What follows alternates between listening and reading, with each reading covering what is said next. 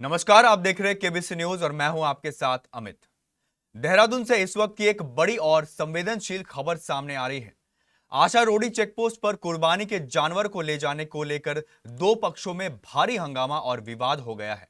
देखते ही देखते इस विवाद ने बड़ा रूप ले लिया, जिसके बाद मामला पुलिस स्टेशन से होते हुए सीधे डीएम कार्यालय तक पहुंच गया है। आशा रोडी पर कुछ महिलाओं ने कुर्बानी के जानवरों से भरी एक गाड़ी को रोक लिया और उसमें मौजूद जानवरों को जबरन नीचे उतार दिया। महिलाओं का आरोप है कि जानवरों को ले जाने के लिए जो जरूरी डॉक्यूमेंट्स होनी चाहिए थी वे पूरे नहीं थे, इसी वजह से उन्होंने गाड़ी को रोका। मैडम, आप पे आरोप लग रहे हैं कि आपने कुछ भैंसें गाड़ी में से उतारी हैं और मुस्लिम समुदाय के लोग यहाँ पर आप पर कई गंभीर आरोप लगा रहे हैं। क्या पूरा मामला है? देखिए, पहली बात तो ये हिंदू मुस्लिम का मामला बिल्कुल नहीं है। मैं उस पर जब इनका हिंदुओं का त्यौहार होता है, जब हिंदू लोग कहीं काटते होते हैं और वो कानून का उल्लंघन होता है, तो मैं वहाँ पर भी जा कर के उनको कानून सिखाती हूँ और अपना कॉन्फिस्केशन करती हूँ। यहाँ पर भी हमको हिंदू मुसलमान से कोई मतलब नहीं है। इसके पास रेलिवेंट पेपर्स नहीं थे, गाड़ी में पर्याप्त स्थान नहीं था, गाड़ी के मानकों का भी उल्लंघन था, जिस स्थितियों में इनको भैंसों को लाना चाहिए उसका भी उल्लंघन था। तो बेसिकली हमारा ये लॉज के उल्लंघन के तहत हम ये केस कर रहे हैं। ये कॉन्फिस्केशन लॉज के उल्लंघन के तहत हो रहा है। इसमें कोई भी मुस्लिम हिंदू विवाद नहीं है और इसमें कोई पशु प्रेम भी नहीं है। हम लोग जगह जगह खड़े होकर चेक कर रहे हैं कि इनके पास रेलिवेंट पेपर्स हैं कि नहीं हैं। वहाँ देखो, इनके पास रेलिवेंट पेपर्स हैं कि नहीं है। तो हम लोग ये सब चीज़ें कर रहे हैं।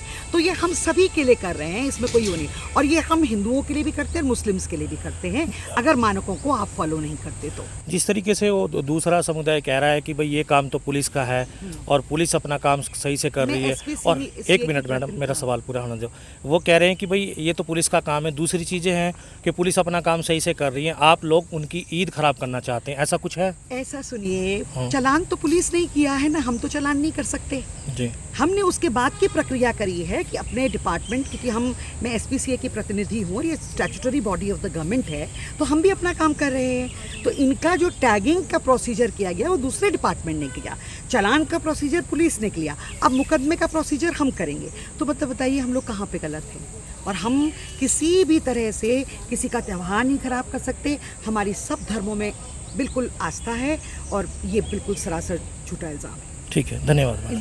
मैडम, क्या कहेंगी? पूरा मैटर आप देख ही रही हैं, काफ़ी लोग यहाँ पर ऐतराज़ कर रहे हैं जिस तरीके से ये छोटे हाथी में से आप लोगों ने भैंसें उतारी हैं। क्या पूरा मामला और क्या कहेंगी और कैसे देखती हैं आप? सिंपल सा है, अगर आप कानून तोड़ रहे हैं, देखिए मज़हब अपनी जगह ठीक है, लेकिन कानून के दायरे में करके सब कुछ है, चाहे वो हिंदू हो चाहे वो मुस्लिम हो। और हमारा मेन एम है, अगर आप कानून के खिलाफ जा रहे हो, हमने इनको आके कानून समझाया था, इनसे बात भी की थी, इनसे कहा भी था कि अगर अभी भी आपके पास सर्टिफिकेट वगैरह है इसको लाने के, जो कि फिटनेस सर्टिफिकेट होता है, कोई भी जानवर कहीं से कहीं जाता है तो उसको एक तरीके से ले जाया जाता है। बात ये नहीं थी कि किस मज़हब का ले जा रहा है, बात ये थी कि जानवर को किस तरह से ले जाया जा रहा है।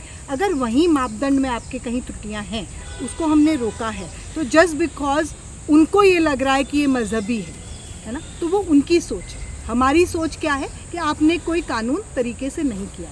अब आपने पूछा ये काम पुलिस का है, तो पुलिस का काम चालान काटने का है, जो कि हुआ। हम लोग एनिमल वेलफेयर बोर्ड से हैं, तो हमारा काम है पशुओं की तरफ से जो कानून है वो सही तरह से पालन हो, उसको देखने के लिए हम यहाँ पर हैं। दोनों मिलके काम कर रहे हैं। दूसरी ओर मुस्लिम समुदाय के लोगों का कहना है कि ईद के त्योहार के मौके पर कुछ लोग जानबूझकर माहौल को बिगाड़ने और तनाव पैदा करने की कोशिश कर रहे हैं। क्या बात, हर साल बकरीद घर पे बनाई जाती थी, आज डीएम कार्यालय आप जो है बकरा लेकर पहुंच गए हैं, क्या ये पूरा मामला है? देखिए, इससे ज़्यादा बदकिस्मती की कोई बात हो नहीं सकती। हिंदुस्तान की आबादी में सबसे दूसरे बड़े हिस्सेदार जिनको मुसलमान कहा जाता है, साल में उनके सिर्फ 2 त्यौहार आते हैं और पिछले कुछ सालों से हमने देखा है उनके 2 त्यौहारों को गम में बदलने की कोशिश हुकूमत और हुकूमत में बैठे हुए लोगों के ज़रिए से की जा रही है। आज बहुत ही बदकिस्मती की बात है, क़ुरबानी का जानवर जो इबादत माना जाता है, वो क़ुरबानी का जानवर जिसको हम मुक़द्दस मानते हैं, जिसके मुक़द्दस होने की गवाही देते हैं, जिसको हम मुक़द्दस समझते भी हैं, उनको किस तरह से अगवा किया गया, किस तरह से उनको ब्रूट फोर्स दिखा के रोका गया। इस वजह से हमें किसी वजह से डीएम साहब के यहाँ आना पड़ा, अपनी गुहार लेकर आए हैं। त्यौहार सबका है, त्यौहार हमारा भी है। हमारे त्यौहार की जो मान्यता है उस मान्यता के हिसाब से हमें अपना त्यौहार मनाने दें। हम हिंदुस्तान में अमन से रहना चाहते हैं और मैं पूरे हिंदुस्तान के मुल्क के लोगों से ये अपील भी करता हूँ कि क़ुरबानी के जानवरों की फ़ोटो ना शूट करें, वीडियो ना शूट करें, खुले में कहीं क़ुरबानी ना हो और क़ुरबानी के गोश्त का या क़ुरबानी के का कहीं डिस्प्ले ना हो, और जो इसका वेस्ट मटेरियल बचता है उसे जो जगह की निगम की गाइडलाइंस हैं, ये लोकल एडमिनिस्ट्रेशन ने जो गाइडलाइंस दी उसको फॉलो करते हुए उस वेस्ट को डिस्पोज करें। और ईद मोहब्बत और प्यार का त्यौहार है। क़ुरबानी के बकरों में भी, क़ुरबानी के जानवरों में भी एक हिस्सा अपना होता है, एक मिलने वालों का होता है, गरीबों का होता है। तो गरीबों का खास ख्याल रखते हुए और मोहब्बत और प्यार के साथ ईद मनाएं। और मेरी ऐसी उम्मीद है अल्लाह हमारे इस मुल्क का हामी और नासिर हो, जो कि कहीं ना कहीं बड़ी साजिश का एक हिस्सा महसूस होता है। ऐसा लगता है ये तो इनका कोई पॉलिटिकल मोटिव है, ये और कोई मैलिफाइड इंटेंशन है। आपने पॉलिटिकल बात की है, तो अभी एक प्रदेश के जो मुखिया हैं उनका बयान वायरल होता है। वो कहते हैं कि प्रदेश मुल्लावादी सोच से नहीं चलेगा। क्या उसके इम्पैक्ट पड़ने शुरू हो गए हैं? लोगों को बढ़ावा, प्रोत्साहन मिल रहा है कि लोग सड़कों पे आके मुसलमानों से हिंदुस्तान को जिन लोगों ने आज़ाद कराया, मोहम्मद अली बाकर, 1857 में अंग्रेज़ ने उनको तोप पे लगा के उड़ाया, वो मुल्लावादी सोच थी। सोफिया कुरैशी, अब ये जो कर्नल सोफिया कुरैशी जो ऑपरेशन सिंदूर में लीड कर रही थी, जब प्रधानमंत्री ये बयान दे रहे थे मेरी रगों में खून की जगह सिंदूर दौड़ रहा है, वो मुल्लावादी सोच थी। तो मुझे ऐसा लगता है मुल्ला और मुसलमान इस मुल्क के बराबर के हिस्सेदार हैं, किराएदार नहीं है। मरूंगा तो मेरी लाश इसी मिट्टी में दफन होगी और मैं इसी मिट्टी में मिल जाऊंगा।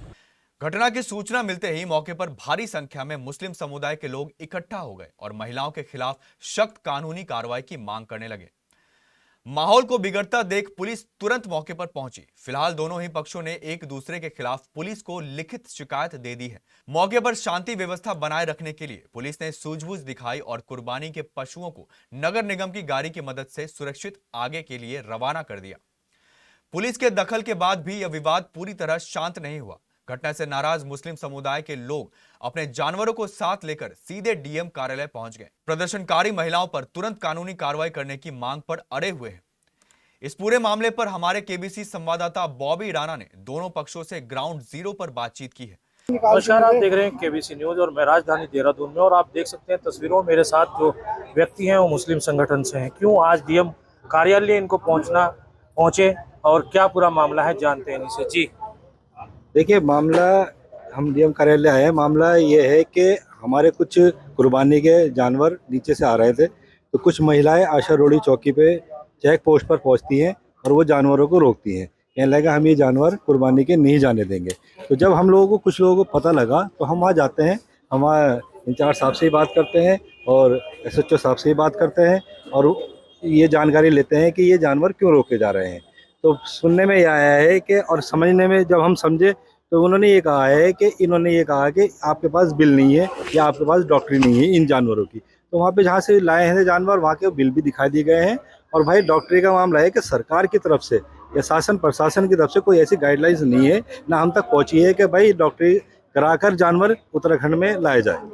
आप देख सकते हैं तस्वीर उत्तराखंड की राजधानी देहरादून की है, जहां पर कुछ महिलाओं द्वारा जानवरों को रोका जाता है और गाड़ी में से उतार लिया जाता है।